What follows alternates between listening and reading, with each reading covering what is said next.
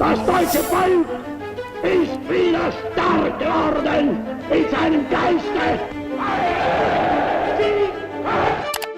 In a muddy trench somewhere in France, 1916, a young German soldier pokes his head up for 1 second too long and bam, gone. That soldier? Adolf Hitler. Congratulations, timeline. You just unlocked hard mode, or maybe easy mode.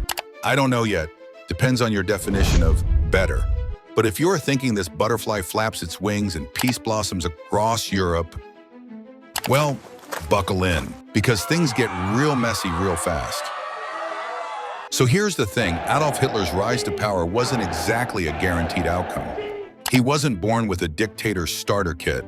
The guy was a failed art student turned infantry runner who got lucky surviving World War II and then somehow talked an entire nation into setting the world on fire.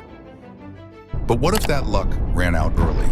What if Hitler died in the trenches before he could ever utter the words Mein Kampf, or develop a suspicious obsession with mustaches?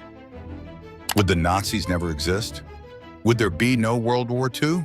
Would the Holocaust never happen? And would our world today look wildly different? Yes, but also no. Let me explain. Let's rewind to the First World War. In real life, Hitler served as a message runner, dangerous job, lots of running, lots of bullets. He gets wounded, gassed, and at one point ends up in the hospital.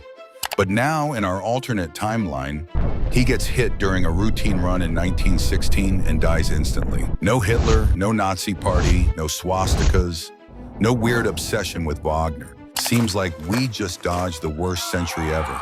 Until you realize that everything Hitler exploited, the humiliation of the Treaty of Versailles, the shattered German economy, the rise of fascism, those things still happen.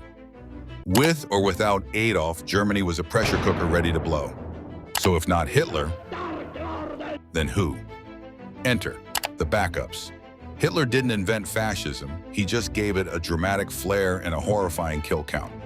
Without him, the Nazi Party might never reach center stage. But that doesn't mean Germany suddenly becomes a Disneyland democracy.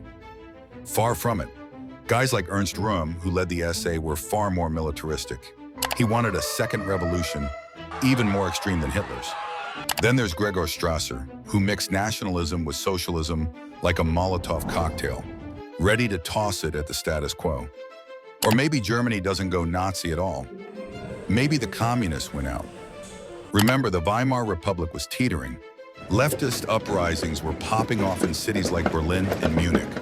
A Soviet-style Germany could have emerged under Rosa Luxemburg or Karl Liebknecht, who, spoiler alert, got assassinated in our timeline. And don't forget the army. The old Prussian Guard, still salty over losing the war, could have installed a military dictatorship for stability. Basically fascism with better uniforms and worse public speaking. Either way, democracy dies faster than you can say Reichstag. So let's say war still comes. It likely does. But who starts it? Germany? Stalin? Japan? Without Hitler's obsession with Lebensraum and Jewish extermination, a second global war might play out with completely different motivations. Maybe Germany still invades Poland, but only for strategic or nationalistic purposes, not to trigger genocide. Or maybe the USSR gets bold and strikes into Europe first, turning the Cold War hot early. And what about Japan? They were already invading China before Hitler even rose to power. Pearl Harbor could still happen. The US might get dragged in anyway. But without Hitler, there's one huge change. The Holocaust doesn't happen. That alone shifts the moral gravity of the entire 20th century. 6 million Jews and millions of other victims spared. No concentration camps. No final solution. That's not a small what if. That's a seismic one. No Holocaust means no post-war momentum for the creation of Israel in 1948. That changes Middle Eastern history completely. The US might not rise as the clear global superpower after WWII. Maybe the war lasts longer. Maybe it ends sooner. Or maybe it fractures into a three-way Cold War between the US, the USSR, and a still intact German military-industrial bloc. The absence of Hitler also changes the iconography of evil. Without him, would fascism be as stigmatized? Or would it become just another political option in troubled times? We often frame Hitler as the exception, an anomaly. But maybe he was a symptom of deeper issues that didn't vanish just because one man did. So, what if the bullet got there first? Does the world find peace without Hitler? Or does it stumble into the same abyss, just with a different name on the banner?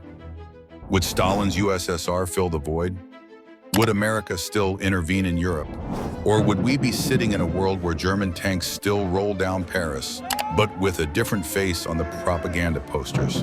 What do you think? Tell us in the comments what if scenario you want us to tackle next. The weirder, the better. Who knows? Your idea might just rewrite history in the next episode.